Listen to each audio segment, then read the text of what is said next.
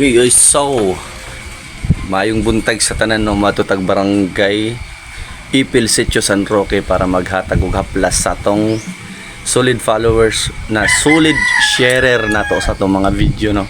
So sa mga solid followers nato na nag-share sa tong video kay Mr. Bobong Banyas siya matutag karon para ihatag ni. So mga followers nato at tuon gyud nato ni para mahatag lang atong haplas nga gibuhat no. So mayong salamat sa inyong suporta mga idol, mga kapobre. God bless.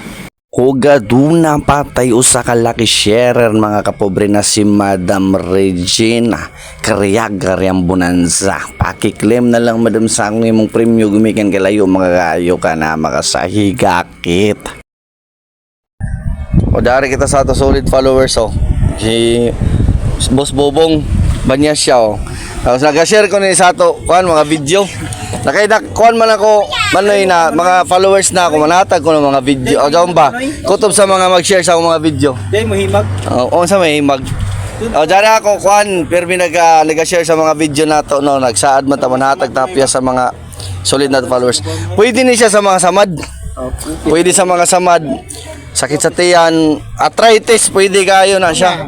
Boss, salamat kayo, boss, sa imong pag-share sa mga video, boss. Nakasubaybay rin sa mga video, boss. Okay kayo no, minti ko kada adlaw ko mga po. Ay, taga-adlaw.